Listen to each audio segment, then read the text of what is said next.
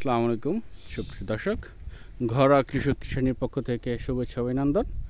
আজকে আমরা একটা আইল ফসলের জমির মাঠে আসলাম।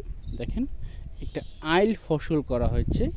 আইল ফসল এটা হচ্ছে নির্দিষ্ট আমার ফসল ছাড়া আইলের পাশ দিয়ে যে ফসলটা লাগানো বা করা হয় এটাকে বলা হয় আইল ফসল। দেখেন, এটা চিচিঙ্গা, কত সুন্দর চিচিঙ্গা। আমার কোনো প্রকারের এই দেখেন রাস্তা, এটা হচ্ছে মূল জমি।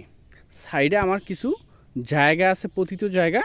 এই জায়গায় আমরা আইল ফসল করে দিতে পারি। এতে অর্থনৈতিকভাবে যেরকম আপনি স্বাবলম্বী হবেন এবং আপনার জমি পতিত থাকবে না, জমি অপচয় হবে না, জমির সৎ ব্যবহার হবে। এতে আপনার পারিবারিকভাবে সবজির যে পুষ্টি গুণাগুণ এটাও আপনার মিটবে এবং কি আপনার যে অর্থনৈতিকভাবে স্বাবলম্বী হবেন। এই অবস্থা দেখেন, কোনো মাচা কোনো প্রয়োজন হয় নাই। এখানে কুরবান করেছেন, এখানে কোনো ধরনের মাচা প্রয়োজন হয় নাই। শুধু বাঁশের খুঞ্চি গেড়ে দেওয়া হয়েছে বা বাঁশের সাথে কিছু টনি বা খুঞ্চি ছিল, এগুলো গেড়ে দেওয়া হয়েছে।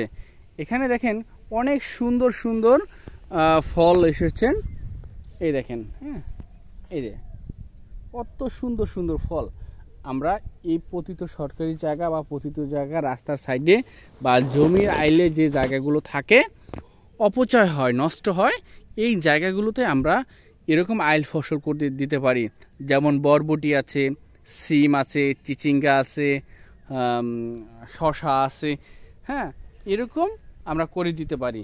যে কোনো সবজি, টমেটো আছে, বেগুন আছে, আমরা যাই করি না কেন আমরা প্রতি জায়গাটা আমরা ব্যবহার করব।